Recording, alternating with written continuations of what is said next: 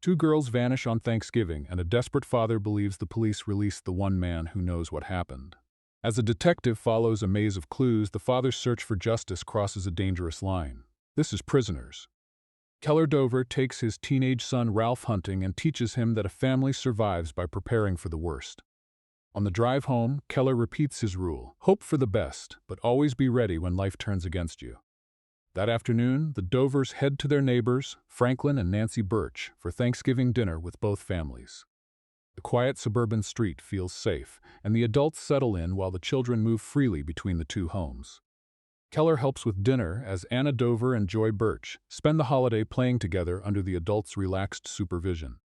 Outside, the girls notice an old RV nearby, and the older children warn them not to wander around it. Back inside, the families eat, joke, and enjoy the evening, unaware that the two youngest girls are about to disappear. Keller and Grace share a peaceful moment while Anna asks to return home with Joy to search for her red whistle. When the adults later ask for the girls, nobody can find Anna or Joy, and the Thanksgiving celebration instantly turns into panic. Ralph reveals that the girls had been near the RV earlier, giving Keller the first concrete lead in the frantic search. Both families rush through the neighborhood, calling the girls names, checking yards, sidewalks, and every nearby house. Detective Loki is eating alone when the missing child call reaches him, and he is quickly assigned to the case. Police locate the suspicious RV at a gas station, where its driver sits inside as patrol cars quietly surround the vehicle. Loki approaches carefully, but the RV suddenly lurches forward and crashes, forcing officers to drag the driver out. The driver is Alex Jones, a withdrawn young man whose frightened behavior immediately makes him the investigation's main suspect. Officers search the damaged RV and nearby ground while Loki presses Alex for any sign of the missing girls. Forensic teams tear through the vehicle, but they find no blood, clothing, or physical evidence linking Alex to Anna and Joy. Loki visits Alex's aunt, Holly Jones, hoping to learn where Alex had been and whether anyone else used the RV. Holly claims Alex has severe limitations and has lived with her since a childhood tragedy left him without parents. Meanwhile, police and volunteers expand the search through woods, roads, and abandoned areas, but the girls leave no trace. Loki interviews the Birches again, reconstructing the children's final movements while Nancy struggles to hold herself together. At the Dover home, Grace describes Anna's clothes and habits as Loki searches for anything the families may have overlooked. Loki keeps questioning every detail, but the case still depends almost entirely on the RV and Alex's unexplained presence nearby. Keller grows furious with the slow progress, convinced that each lost hour reduces the chance of finding his daughter alive. He demands answers from Loki and refuses to accept that procedure matters more than forcing Alex to reveal what he knows. Loki warns Keller not to interfere, yet Keller sees the detective's caution as proof that the system is failing Anna. As Loki continues following official leads, Keller begins watching Alex and considering what he can do outside the law. Alex returns to Holly's house after police cannot hold him, appearing detached as he stands alone on the porch. The release enrages Keller because he believes the only person connected to the disappearance is being allowed to walk free. Keller secretly follows Alex, waiting for a chance to confront him without police officers standing between them. At the same time, Loki follows another lead to a priest's house and discovers a decomposed body hidden in the basement. The priest admits killing the man after hearing him confess to murdering children, turning the case toward a much older pattern. Search parties continue combing the woods while Loki tries to determine whether the dead man's crimes connect to the missing girls. Outside the station, Keller confronts Alex as he is released and loses control, grabbing him before officers pull them apart. Keller tells Loki that Alex whispered a chilling sentence: the girls only cried after he left them. Loki takes the claim seriously but cannot arrest Alex without evidence, leaving Keller more certain that he must act himself. Loki visits Holly's house again, but Alex gives almost nothing that can be turned into usable evidence. With no legal basis to hold Alex, police leave the neighborhood while Keller's suspicion hardens into a private plan. Grace collapses under the strain and begins relying on medication, while Keller promises he will bring Anna home. That night, Keller tails Alex through the dark streets, abandoning any faith that the investigation will move fast enough. He watches from his car until Alex is isolated, then prepares to take the suspect somewhere police will not find him. Keller chooses an empty, deteriorating property as a secret prison, using a place connected to his own family's past. Before acting, he wrestles with the risk, but the thought of Anna still missing overrides every other concern. Keller brings Alex to the abandoned building and hides his vehicle, making sure the kidnapping cannot be traced back to him. He brings Franklin into the plan, arguing that Alex knows where both daughters are and must be forced to talk. Franklin is horrified by the abduction, yet fear for Joy keeps him from immediately going to the police. The men isolate Alex inside the ruined building, turning a bare room into a place where no one can hear him. News reports keep showing the missing girls, intensifying Keller's conviction that every minute justifies more extreme measures. Loki interviews the mother of a boy who vanished years earlier, discovering a disappearance eerily similar to the current case. Back at the station, Loki presses the priest for details about the dead man's confession and the children he claimed to kill. Keller begins beating Alex and demanding a location, but Alex responds with confusion instead of a clear confession. The interrogation turns brutal as Keller treats every fragment of Alex's speech as proof that he is hiding the girls. Franklin tries to stop Keller from going too far, but neither man can walk away while their daughters remain missing.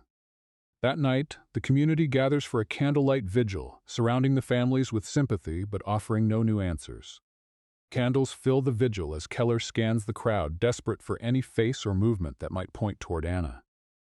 Loki also watches the mourners closely, knowing kidnappers sometimes return to scenes connected with their victims. He notices a hooded stranger behaving oddly at the edge of the gathering and moves toward him. The stranger runs, leading Loki through dark yards and fences before escaping into the neighborhood. Franklin, meanwhile, is cracking under the secret of Alex's captivity and the fear that Keller may kill him. Loki revisits the priest's account, searching for details that could connect the dead child murderer to the current disappearances. Police review surveillance and tips from the public, trying to identify the mysterious man Loki chased from the vigil. A store clerk recognizes the sketch and says the man regularly buys children's clothing in different sizes, always paying cash. At the abandoned building, Nancy learns what Keller and Franklin have done and insists on seeing Alex herself. The parents' desperation removes another boundary, and they agree to keep Alex hidden rather than report the kidnapping. Nancy confronts Alex directly, demanding information about Joy while trying to keep her own fear under control. Keller tightens Alex's confinement, reducing the bathroom space until the captive can barely move. Nancy sees Alex's condition and recoils, but Keller insists they have no better way to force information from him. Keller shows how the shower can switch between scalding and freezing water while Alex remains trapped inside the enclosure. Franklin warns that they are becoming criminals themselves, but Keller refuses to stop while Anna and Joy remain missing. Keller keeps returning to Alex, listening for any phrase that might reveal a location hidden inside his confused speech. Outside the secret prison, the search continues through another night, and the family's homes remain tense and sleepless. Loki follows new movements around the neighborhood, convinced the fleeing man may be connected to both girls.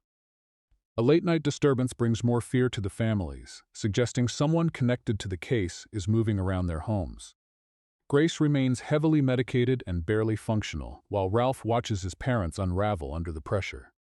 The family realizes someone has entered the house, turning the disappearance into an immediate threat inside their own home.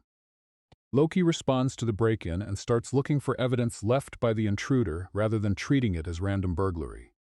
He drives the surrounding streets, checking routes the intruder could have used to approach and escape unseen.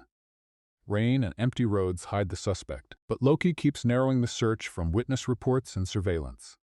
A suspicious man becomes the focus of the investigation, matching the stranger Loki chased from the vigil. Loki and another officer track the man's movements, building enough information to locate where he lives. The suspect, later identified as Bob Taylor, remains elusive while detectives connect him to unusual purchases and behavior. Taylor now gives Loki a new suspect who appears far more capable of planning an abduction than Alex. Loki prepares to move on Taylor before he can disappear again or destroy whatever evidence he may be hiding. At the same time, the families remain vulnerable, with the children sleeping under police attention after the recent intrusion. Loki studies the accumulated reports and finally gets the lead he needs to go directly to Taylor's address. Keller continues visiting Alex in secret, increasingly exhausted and injured by the violence he has chosen. His hands show the cost of the beatings, but he still believes stopping would mean abandoning Anna.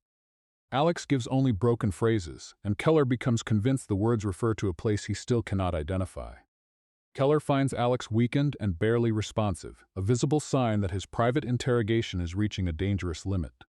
Even so, Keller refuses to release him until he gets a location, trapping both men inside the same cycle of desperation. Police trace Taylor to a rundown house filled with disturbing signs that his life revolves around missing children. Dark rooms are covered with maze-like markings, and the house contains hidden spaces that immediately deepen Loki's suspicion. Loki calls for backup as the evidence inside gives him reason to believe Taylor may be the kidnapper.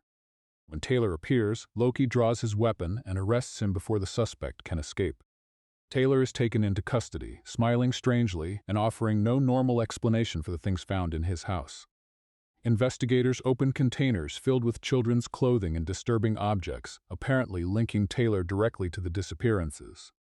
Taylor cooperates only enough to keep drawing mazes, leaving officers unsure whether he is confessing or acting out a fantasy. Loki questions him for hours, but Taylor refuses to provide a usable location for Anna and Joy. Police show Keller blood-stained clothing recovered from Taylor's home, forcing him to confront the possibility that the girls are dead. The evidence appears devastating, and investigators initially believe Taylor may have killed the children and disposed of their bodies. Keller rejects that conclusion and insists Anna is still alive, even as every official clue points toward Taylor.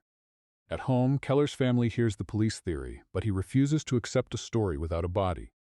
Taylor remains under interrogation, obsessively drawing the same maze while cameras record his increasingly unstable behavior. Loki watches from the observation room, frustrated that the suspect can describe symbols but not the missing girls. During questioning, Taylor suddenly grabs an officer's gun and kills himself before anyone can extract a final answer. The suicide leaves police with disturbing evidence but no bodies, no location, and no surviving suspect to question. Keller returns to Alex, more desperate than ever because Taylor's death has not brought Anna home. He studies Alex for another clue, convinced the truth is still hidden somewhere behind the young man's fragmented memories. Keller visits Holly again, hoping Alex's past can explain the maze references and the strange words he has been repeating. Holly speaks calmly about her family history, presenting herself as another person damaged by loss. Keller notices old information connected to missing children, strengthening his suspicion that Alex's childhood contains something important. At the station, Loki re-examines Taylor's evidence instead of accepting the case as solved. He compares the maze drawings with older evidence and begins to see that Taylor was imitating something that happened to him. Loki learns that Taylor had once been abducted himself and later recreated details from that trauma. The children's clothes were planted and stained with pig blood, meaning Taylor staged evidence rather than proving he killed the girls. This discovery reopens the case and sends police back through old abductions connected to the maze symbol. At the Dover home, Grace remains shattered, still waiting for news that Anna has been found alive. Then police receive an urgent breakthrough. Joy Birch has been found alive and is rushed to the hospital. Keller arrives desperate to see her, because Joy may be the only person who can reveal where Anna is. Joy is weak and disoriented, but Keller gently presses her to remember anything about the place where she was held. Joy suddenly tells Keller, "You were there," and he realizes she heard him while he was visiting Holly's house. Keller leaves the hospital before Loki can stop him, racing toward Holly with a terrifying new suspicion.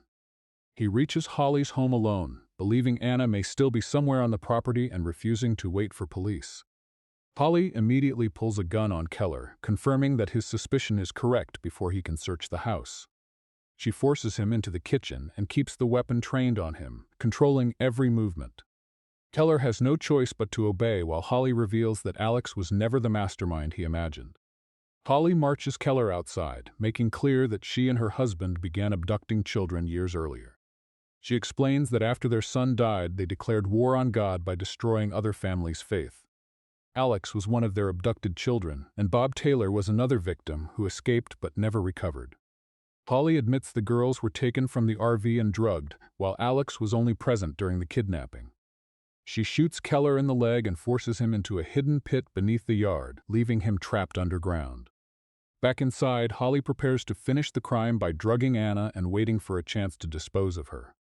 In the pit, Keller finds Anna's red whistle, proof that his daughter was held here and may still be alive. Loki is sent to Holly's house with routine news about Alex, unaware that he is walking into the real crime scene. He enters the house and notices small details that do not fit Holly's calm explanation. Loki finds Anna inside, drugged and helpless, just as Holly tries to stop him at gunpoint. A violent shootout follows. Loki is wounded across the head, but he kills Holly and reaches Anna. Bleeding and barely able to focus, Loki races Anna through heavy traffic toward the hospital.